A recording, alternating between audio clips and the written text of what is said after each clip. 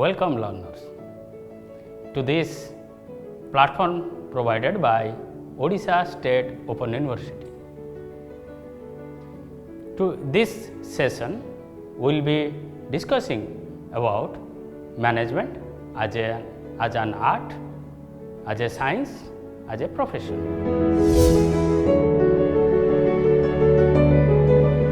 So, let us begin. What is art and what is science? Do you think art and science are two exclusive compartments, watertight compartments? No. They are complementary to each other. Every profession, every activities, you will find some art, some science. But before going detail, let us discuss what is an art and why management is an art. Since the beginning of this society or organized human activities, people were carrying out management, or they are managing their livelihood, they are managing their family, they are managing everything. Now, a systematic study was not there. They are doing the activities as per their thinking, their knowledge, their intelligence. So, an art talks about individual traits of manager, or in management, what are the individual traits, and based upon those individual traits, they try to manage the things. One of the important factor is intelligence, or types of intelligence again is there. So, intelligence was ruling the things. So, in management, it is the intelligence, and using the intelligence, the managers were trying to manage the things. So, it was considered as an art. Then it is depend upon the personality of the person. So, based upon the personality of the person, he tried to manage the things. And even today, personality plays very important role in management. That is why we consider these are art. Next could be decisiveness. How a manager decides or becomes decisive to carry out the functions. Next is the self-confidence of the manager.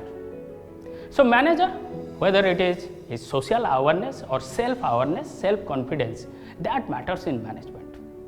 A manager having high self-awareness and self-confidence can do wonders. A person may be having all the knowledge about the management without having self-awareness, self-confidence or social awareness may not be very effective. So, these are the art side of the management. Next could be the enthusiasm of the manager. An enthusiast manager carries out the activities persistently, perseverance is there. So, this makes a manager extraordinary. So, beyond the science, it is the art which makes a manager an extraordinary manager, who can forecast, who can see the things intuitive, or he can find out through his intuition that what would be the next course of action. That is why we say management is an art. Now, we will discuss management is also a science. How? If not a natural science, pure natural science, it has the elements of pure natural science. The elements could be, first one is systematic knowledge. Systematic knowledge building started in management in 20th century. Before that, it was considered as an art. Now, it is the systematic body of knowledge is developed and still going on. And any natural science has a systematic body of knowledge.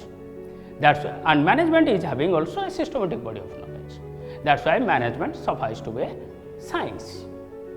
In natural science, you will find there are different variables, and these variables are having cause-effect relationship, dependent variable, independent variable. The independent variable, if you manipulate, it will produce a different aspect in the dependent variable. Similarly, in management, the cause-effect relationship is established, and when cause-effect relationships are there, it is called as a science. Now, this cause-effect relationship has led to build certain universal principles. So, management is now having universal principles. These principles can be applied at grassroots level, can be applied at the top level. The principles can be applied at the multinational company. The same principle is applied at the local level organization. The principles are applied at the voluntary organization, not profit making organization, or in the profit making organization. So, there is a fixed set of principles which we considered as universal principles. Since management has universal principles, like any science, it is a science. Now, another aspect is predictive value. If you find in science, you must be aware of hydrogen oxygen combination leads to water in a fixed temperature and pressure.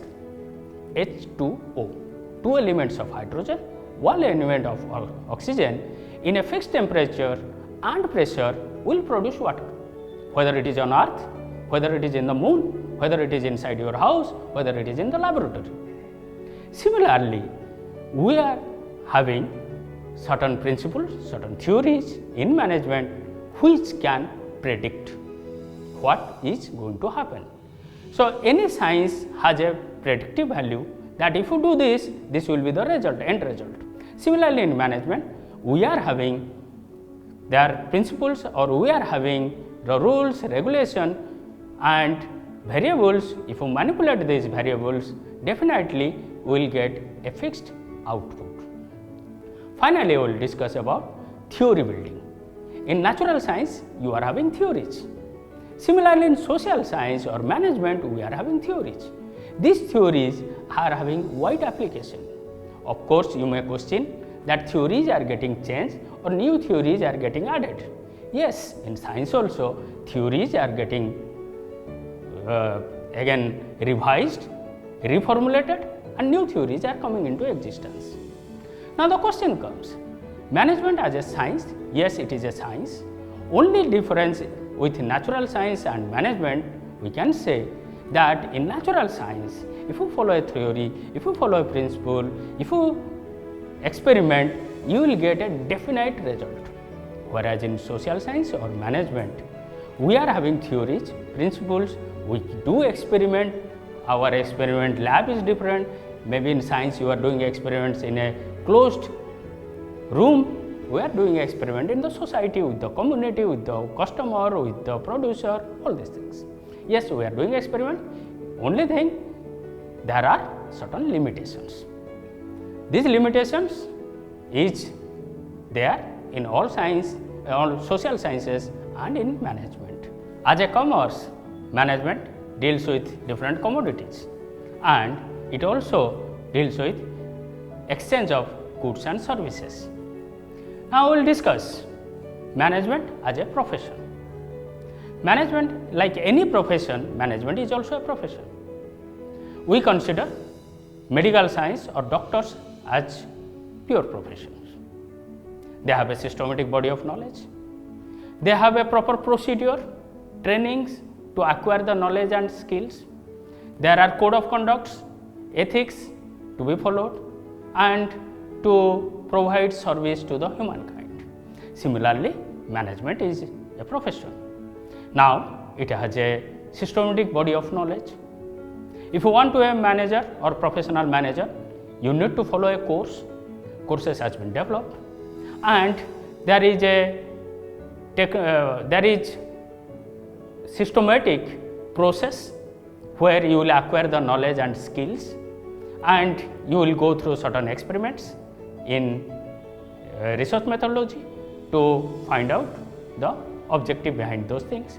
Then it has a professional body. Like any professional course, there will be a professional body to determine how the certificates will be issued or you will be recognized. So it has a professional body, then it has code of conduct or ethics, though in a rudimentary sense, every organization is having code of conduct. So managers has to follow managerial code of conduct. Now managers are having a social responsibility. So management is providing service to the humankind. I hope in this episode you are able to learn whether management is an art or a science or a profession. It is both art, science and profession. Thank you.